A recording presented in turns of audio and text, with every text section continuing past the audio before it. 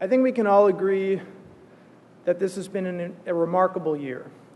I'm 30 years old, and certainly in my lifetime, 2011 seems to be the year in which ordinary people have gotten involved in demonstrations and protests and attempts to change the world, unlike any other time I've been alive. I think it's a year that will go down in history with 1968 and 1989 and 1848 as one of these big revolutionary years.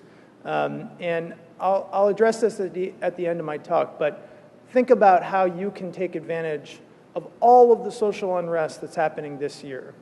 There's a huge generation that feels that the current system is not working for them, and you have an alternative.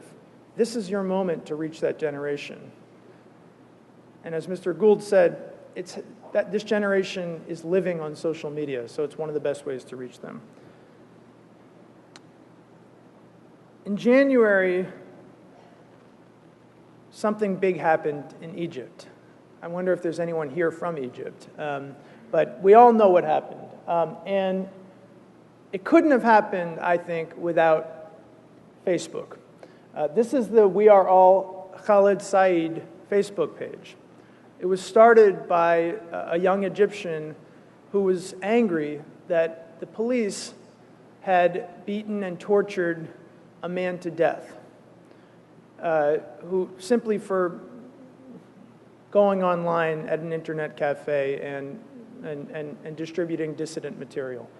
So they created this Facebook page, and they said, basically, we're not going to take this anymore. We're not going to take this kind of abuse from the police anymore.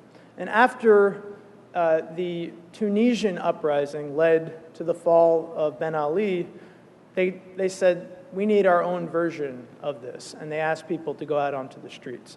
The initial protests in Egypt were small. There were a handful of young people. And I would argue that those people couldn't have even taken that first step to go out into the streets if it weren't for social networking. What Facebook and other social media allowed them to do was find one another. First, they had to know, does anyone agree with me, right?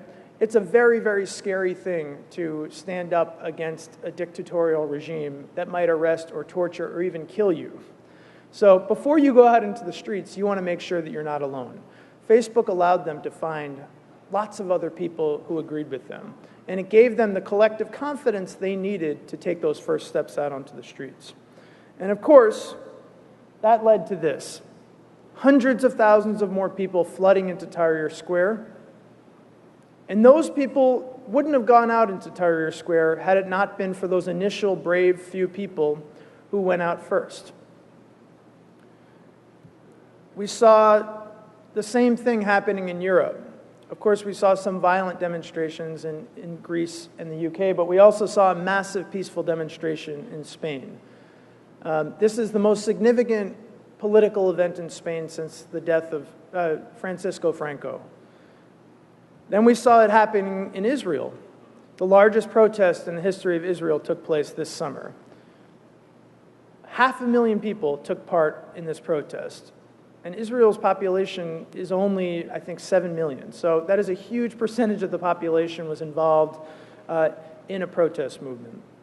And of course, now we're seeing Occupy Wall Street and the global Occupy movement that has sprung up in response to what a generation feels is an unfettered power of the banks and our political leadership, which has allowed the financial system to put an entire generation in economic distress. I live in New York, and I was actually reporting for a newspaper, for a magazine from Zuccotti Park, which is where the initial protests started yesterday. The police swept the camp and removed all of the tents. But today, as I speak, one of the largest protests of the entire Occupy movement is happening right now. So these are world-changing events. And they all have one thing in common. They have two things in common. They were started by young people, and they were started by young people who used social media to get the message out and to spread these movements. Just a couple stats on social media. Facebook has 800 million people on it. By next year, it'll be 1 billion people. Twitter's got 200 million. LinkedIn has 115 million people. This is a huge percentage of the global population is spending a huge percentage of their lives on these social networks. So you do have to take them seriously. You do have to go to them.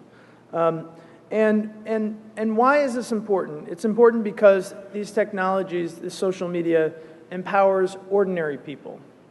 That's what all of these protests are showing all around the world. You don't have to be the boss. You don't have to be a political leader. You don't have to be a member of the elite.